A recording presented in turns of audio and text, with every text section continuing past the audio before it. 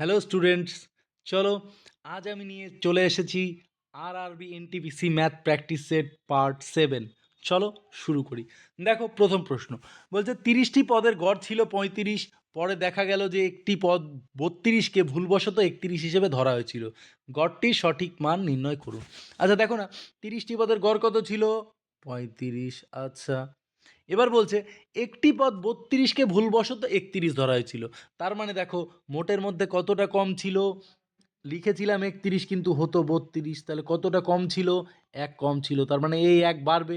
এই এক কতটাতে বাড়বে? 30টি পদে। তাহলে 30 দিয়ে যদি ভাগ করে দিই এককে, কত হবে? দশমিকে শূন্য, শূন্য দিলে শূন্য, 3 × 30 = 90, মানে 0.03। তাহলে এটা তো বাড়বে।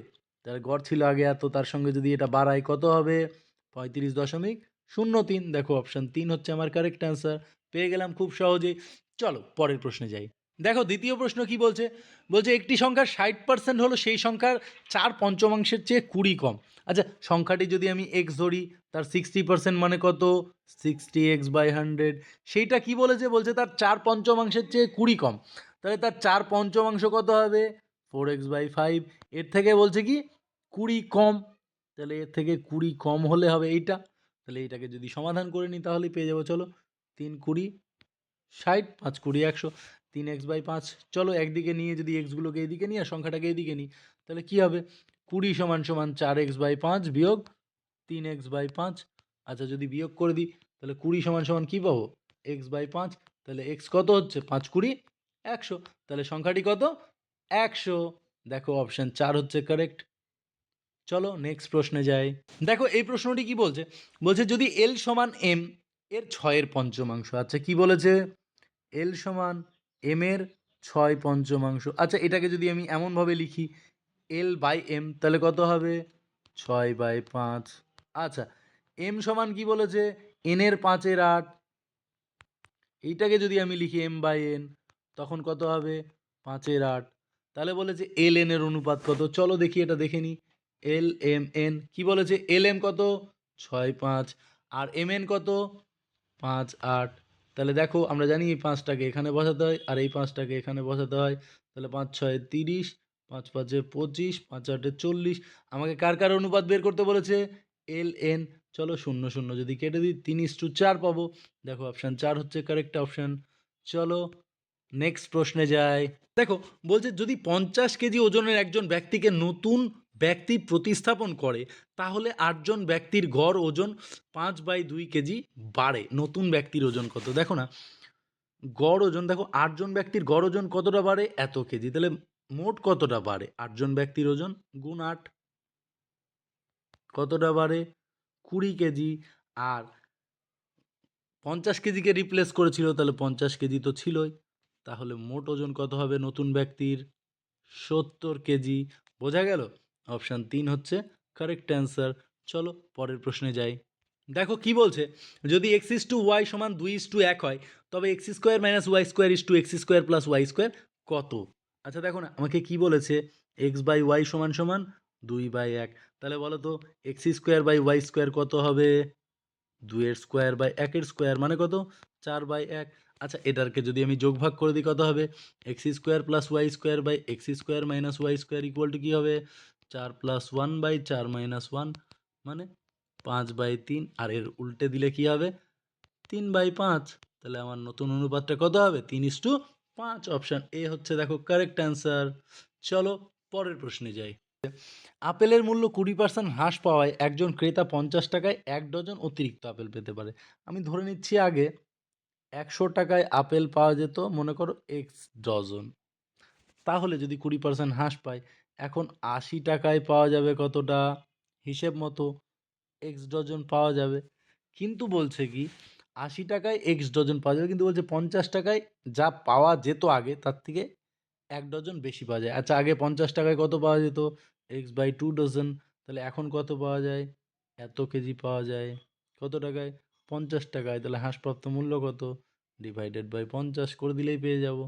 তাহলে দেখো 50/x+2+1 = 80/x। এটাকে সমাধান করলেই অঙ্কটা খুব সহজেই মিলে যাবে। কত হচ্ছে?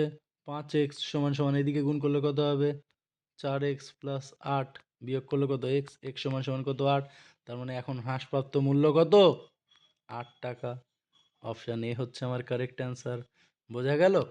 চলো পরের প্রশ্নে যাই। এই প্রশ্নটিতে বলছে 85 গ্রাম চিনির দ্রবণে 30% চিনি, দ্রবণে চিনির পরিমাণ 65% করার জন্য যে পরিমাণ চিনি যোগ করতে হবে তা হলো। আচ্ছা দেখো না, এখন এত দ্রবণে চিনির পরিমাণ কত 35%। আচ্ছা এটাকে আমি কত বানাতে চাইছি 65%। তার জন্য আমাকে কি করতে হবে চিনি যোগ করতে হবে। আমি ধরলাম এক্স কেজি চিনি যোগ করলাম, তাহলে এখন চিনির পরিমাণ হলো এটা, কিন্তু দেখো দ্রবণের পরিমাণ হলো কত এইটা প্লাস এইটা, এর মধ্যে আমার হবে এই চিনিটা কত হবে 65%। এই দুটো সমান করলেই আমি পেয়ে যাব যে কতটা চিনি যোগ করতে হবে। চলো এটাকে সমাধান করি। দেখো এটাকে যদি গুণ করে দিই কেমন পাবো, 85 গুণ 30/100 যোগ এক্স সমান সমান, এটা দিয়ে যদি গুণ করে দিই 85 গুণ 65/100 যোগ 65x/100। দেখো যদি এক্সগুলোকে একদিকে নিয়ে নিই আর সংখ্যাগুলোকে একদিকে নিয়ে নিই কেমন হবে, হবে এক্স বিয়োগ 65x/100 সমান সমান 85 গুণ 65/100 বিয়োগ 85 গুণ 30/100। এইদিকে যদি আমি বিয়োগ করে দিই কত পাবো, 100 থেকে 65 বাদ দিলে 35x/100 সমান সমান, এখান থেকে যদি বিয়োগ করে দিই পাবো 85 গুণ 35/100। দেখো 35 কেটে দিলে 100 কেটে দিলে x সমান সমান 85, তার মানে আমাকে কতটা চিনি মেশাতে হবে 85 গ্রাম। দেখো অপশান এতে আছে, অপশান এ 85 গ্রাম, তাহলে আমাকে যে পরিমাণ চিনি যোগ করতে হবে তা হলো 85 গ্রাম। হলো কারেক্ট অ্যান্সার। চলো পরের প্রশ্নে যাই। কি বলছে দেখো, বলছে 1 + 1 - 2 to the power -1 + 2 - 1 - 2 to the পাওয়ার -2 পুরোটা টু দি পাওয়ারে 2। চলো এর মান নির্ণয় করতে হবে, চলো মান নির্ণয় করি। 1 প্লাস, আচ্ছা 1 - 2 মানে কত -1, তার পাওয়ার কত -1, চলো প্লাস 2 মাইনাস 1 - 2 মানে কত -1, তার টু দি পাওয়ারে কত -2, আর পুরোটার টু দি পাওয়ারে 2। চলো এটাকে সমাধান করি। 1 যোগ, আচ্ছা -1 পাওয়ার -1 মানে 1/-1 প্লাস 2 মাইনাস এইটা মানে হচ্ছে 1/-1 টু দি পাওয়ার 2, আর পুরোটার মাথায় 2 সমান সমান, চলো 1 - 1 প্লাস 2, এইটা দেখো -1 এর স্কোয়ার করলে 1 হবে, তাহলে -1 এই পুরোটার মাথায় 2। আচ্ছা 1 1 কাটা, 2 থেকে 1 বাদ দিলে 1, 1 এর স্কোয়ার কত হয় 1, তাহলে আমার অপশান হবে এ। দেখো কারেক্ট অপশান 1। চলো পরের প্রশ্নে যাই। আচ্ছা দেখো এই প্রশ্নটা বলছে একটি 13 লিটার মিশ্রণে দুধ জলের অনুপাত 3:2, যদি ওই 3 লিটার মিশ্রণের পরিবর্তে 3 লিটার দুধ মেশানো হয় তাহলে নতুন গঠিত মিশ্রণে দুধ জলের অনুপাত কত হবে। আচ্ছা দেখো না 13 লিটারের মিশ্রণ ছিল, তাদের দুধ জলের অনুপাত ছিল 3:2। আচ্ছা যদি 3 লিটার মিশ্রণ উঠাই, মিশ্রণ কতটা থাকবে 10 লিটার, ওই 10 লিটারে দুধ জলের পরিমাণ কত হবে বলো তো, 10 লিটারে 3:2 অনুপাতে দুধ জলের পরিমাণ কত হবে বলো। তাহলে আমি পাবো দুধ পাবো হচ্ছে 10 গুণ 3 এর 5, আর পাবো 10 গুণ 2 এর 5, তাই তো 2 2 2 2, তাহলে 6 লিটার আর 2 লিটার, 2 2 4 লিটার, তাহলে 6 লিটার আমার থাকবে দুধ আর 4 লিটার থাকবে জল, তাহলে 6 লিটার দুধ আর 4 লিটার জল। দেখো আমাকে বলেছে 3 লিটার দুধ মিশিয়ে দিলাম, তাহলে নতুন অনুপাতটা কত হবে দেখো, নতুন অনুপাতটা কত হবে বলো, 6 দিনে 9:4, কত হবে 9:4, 9:4। দেখো অপশান 4 হচ্ছে কারেক্ট অ্যান্সার। বোঝা গেল? চলো পরের প্রশ্নে যাই। দেখো এই প্রশ্নটি বলছে একটি রাশির ওপর সুদ যদি বার্ষিক হারে চক্রবৃদ্ধি হয়, তাহলে চক্রবৃদ্ধি সুদ আর সরল সুদের মান সমান হবে সময় কত হলে। সবসময় মনে রাখবে যদি বার্ষিক হারে চক্রবৃদ্ধি সুদ হয় তাহলে 1 বছর সময়েই ওদের চক্রবৃদ্ধি সুদ আর সরল সুদ সমান হবে, মানে চক্রবৃদ্ধি সুদের হার যদি যে হিসেবে হবে, যদি বার্ষিক হয় তাহলে বার্ষিক, ষান্মাসিক হলে ষান্মাসিক। যেহেতু বার্ষিক হারে চক্রবৃদ্ধি তাই 1 বছরের চক্রবৃদ্ধি সুদ আর সরল সুদ সমান হবে। অপশান 4 হবে কারেক্ট অ্যান্সার। চলো পরের প্রশ্নে যাই। দেখো বলছে দুটি সংখ্যার মধ্যে পার্থক্য 760 হলে যদি একটি সংখ্যার 12% অন্য সংখ্যার 20%-এর সমান হয় তাহলে দুটি সংখ্যার মধ্যে বড় সংখ্যাটি নির্ণয় করুন। এবার যদি আমি ছোট সংখ্যাটি যদি ধরি এক্স, তাহলে বড় সংখ্যাটি কত হবে 760 যোগ এক্স, কারণ ওদের মধ্যে পার্থক্যটা 760। এবার বলছে একটির 12% অন্যটির 20%-এর সমান। আচ্ছা, সবসময় বড়টার কম পার্সেন্ট মানে বড়টার 12%, ছোটোটার 20%-এর সঙ্গে সমান হবে। তাহলে আমাকে বলেছে সংখ্যা দুটির মধ্যে বড়টা নির্ণয় করতে। চলো বড়টাও নির্ণয় করে দিব। 4 3 12, 4 5 20। তাহলে এখানে যদি আমি সমাধান করি কত পাচ্ছি? 5x সমান 3 গুণ 760 যোগ 3x। যদি এদিকে এনে এক্সটাকে বিয়োগ করি পাবো 2x সমান 3 গুণ 760। তাহলে 2 দিয়ে যদি 760কে কাটি, 3 2 6 8 2 16 0, 38 3-এ কত হবে? 3 8 24, 1140। তাহলে এক্স আমি পেয়ে গেলাম 1140। তাহলে আমি বড় সংখ্যাটি কি বলতে পারবো? X plus 760। 1140 আর 760 কত হবে? 1900। দেখো অপশান 2 হচ্ছে কারেক্ট অ্যান্সার, 1900। বোঝা গেল? চলো পরের প্রশ্নে যাই। দেখো কি বলছে, বার্ষিক 8% সুদে 4 বছরে 6,000 টাকার সরল সুদ 2 বছরে 12% হারে 9,000 টাকার সরল সুদের সমান। আর এর মান কত? আচ্ছা দেখো না, 8% সুদে 4 বছরে 6,000 টাকার সরল সুদ কত হবে বলো দেখি? এইটা। একই যদি 2 বছরে 12%-এ 9,000 টাকার সরল সুদ বের করি কত হবে? এইটা। তাহলে এখান থেকে আর এর মান বের করা কি খুব কঠিন না? চলো কাটাকাটি করে দিই। 1 2 3, 1 2 3, আচ্ছা 4 3-এ 12, আচ্ছা 3 2-এ 6, 2 2 কাটা, তাহলে কি পড়ে থাকলো? 9। তাহলে আর কত? 9। তার মানে সুদের হার কত হবে? 9।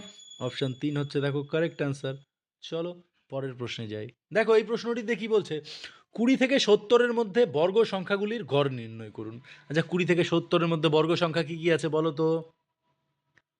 25, 36, তারপরে বলো 49, 8 8 64, আর নেই। এদের গড় বের করতে হবে।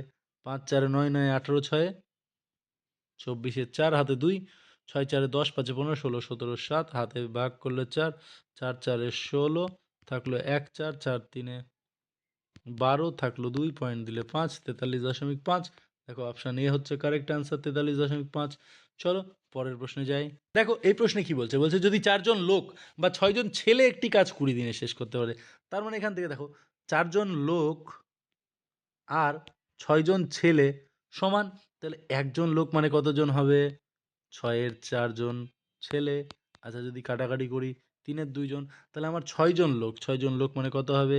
3-এর 2 গুণ 6, তার মানে আমার হবে 9 জন ছেলে। তাহলে 6 জন লোক এবং 11 জন বালক। তাহলে 6 জন লোক মানে 9 জন বালক, আর 11 জন মানে 11 জন বালক। তাহলে 20 জন বালক বা ছেলে কয় দিনে কাজটা করতে পারবে? দেখো 6 জন ছেলে কাজটা করছে 20 দিনে, তাহলে 20 জন ছেলে কাজটা কত দিনে করবে? 6 দিনে। ক্লিয়ারলি অপশান 2 হচ্ছে কারেক্ট অ্যান্সার। দেখো বেরিয়ে গেল। এটিই ছিল আমার শেষ প্রশ্ন। যদি ভিডিওটি ভালো লাগে অবশ্যই লাইক কমেন্ট করবে এবং আমার চ্যানেলটিকে সাবস্ক্রাইব করে দিবে। Thank you.